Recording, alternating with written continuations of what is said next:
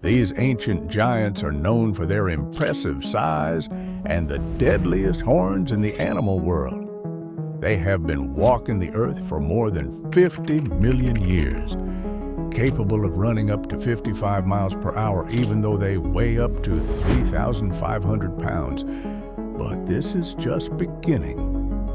Rhino, the nature's tank. The earliest relatives of the rhino roamed the planet more than 50 million years ago. From the 5-meter-tall Paraceratherium, considered one of the largest land mammals to ever walk the earth, to the Elasmotherium and its giant horn. Here are some prehistoric beasts from the rhinoceros family tree. Hyraceus eximinus, 56 million years ago. The 1.5 meters long beast was related to Paleotheres and suspected to be the ancestor of modern tapirs and rhinoceroses. Physically, it would have looked very similar to modern tapirs, although it probably lacked the tapir's characteristic proboscis. Its teeth, however, resembled those of a rhinoceros. Based on its teeth and jaw structure, Hyraceus eximinus is believed to be an herbivore. Its diet likely consisted of leaves, fruits, and possibly some tougher plant material.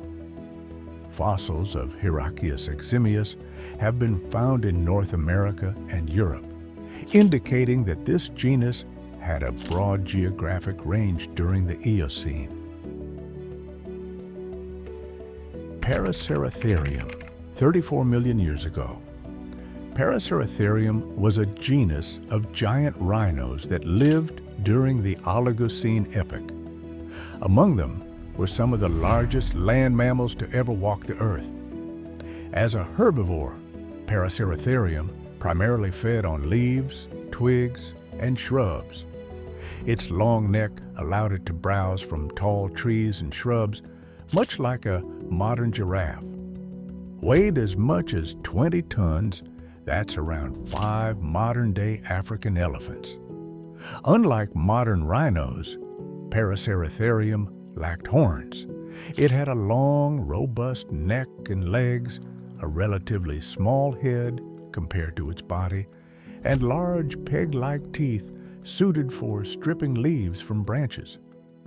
The first fossils of Paraceratherium were discovered in the early 20th century by paleontologists in Pakistan.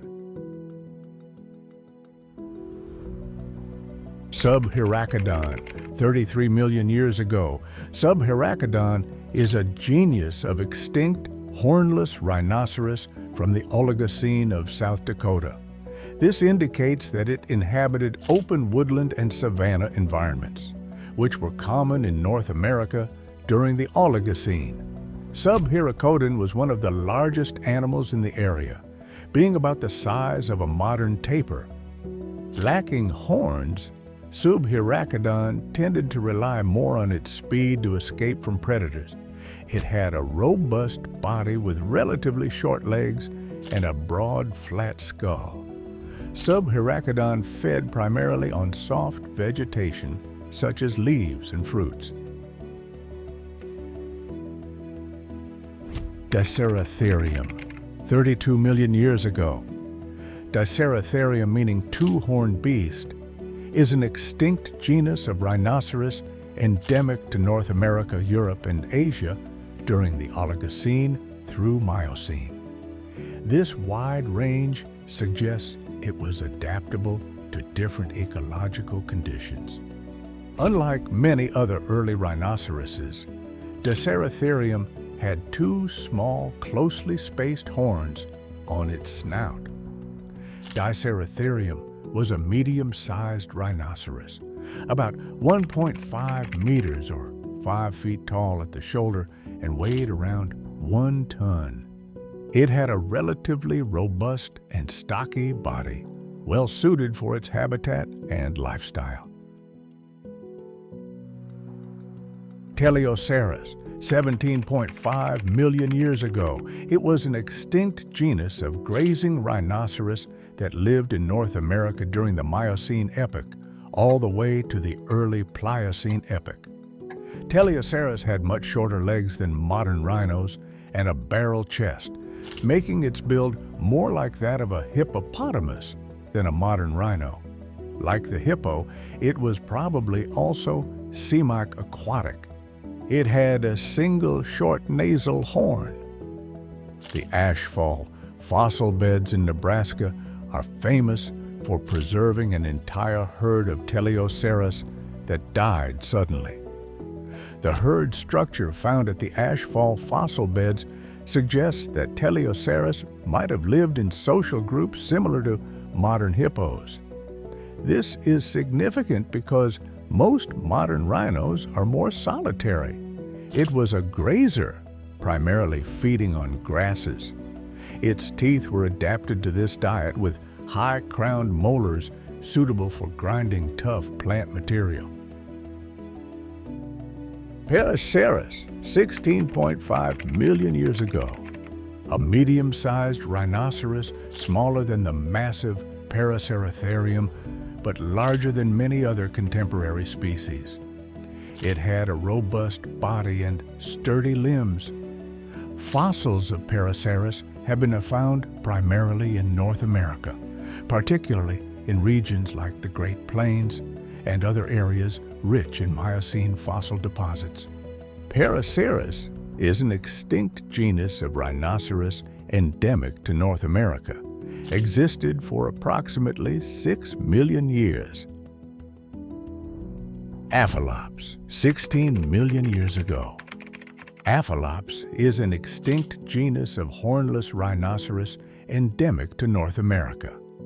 It lived from the Middle Miocene to the early Pliocene, during which it was a common component of North American mammalian fauns along with Teleoceras. Aphalops lacked a nasal horn, which distinguishes it from its horned relatives. It was a large and heavy animal, roughly comparable in size to a modern white rhinoceros. It had a massive, barrel-shaped body. Its high-crowned teeth were well suited for grinding down fibrous plant material. This dietary adaptation suggests that aphalops inhabited open grasslands and savannas where such vegetation was abundant. Elasmotherium, 39,000 years ago. Elasmotherium, meaning thin plate beast, was another prehistoric giant. Its remarkable feature, one seriously massive horn, which is believed to have been up to 1.5 meters or 5 feet long. Unlike modern rhinoceroses, which have horns made of keratin, it is hypothesized that the horn of Elasmotherium may have had a bony core. Elasmotherium was one of the largest rhinoceroses that ever lived. It could reach a length of up to 4.5 meters or 15 feet, and it is estimated to have weighed around 4 to 5 tons. In addition to its large horn, Elasmotherium had a high, domed forehead and long legs. Elasmotherium's overall build was more gracile, suggesting it was adapted for running and possibly long-distance travel. Its extinction coincides with the last ice age, suggesting that climate change and human activity may have played roles in its disappearance.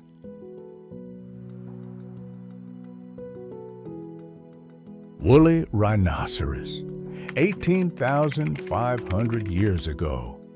The woolly rhinoceros had a thick, shaggy coat of fur that helped it survive in the harsh, cold climates of the Ice Age. This fur, along with a layer of fat beneath its skin, provided insulation against freezing temperatures. 2 large horns on its snout. The front horn, which could reach lengths of up to 1 meter or 3.3 feet, was made of keratin. The horns were likely used for defense, dominance displays, and foraging in the snow to uncover vegetation. well-preserved fossils of woolly rhinoceroses, including complete skeletons and mummified carcasses with fur and soft tissues intact, have been found in Siberia and other regions. They roamed from Western Europe to Siberia. The reasons for its extinction are likely multifactorial, including climate change that led to the warming of its habitat and human hunting pressures. Rhinoceros? Now, rhinoceros horns do not contain any bone, but are made only of keratin, the same substance that makes human hair and fingernails. They have poor eyesight, but excellent senses of smell and hearing, relying heavily on their sense of smell to detect predators and locate other rhinos. A rhino's skin can be up to 5 centimeters or 2 inches thick, providing protection against thorns, insect bites, and attacks from predators.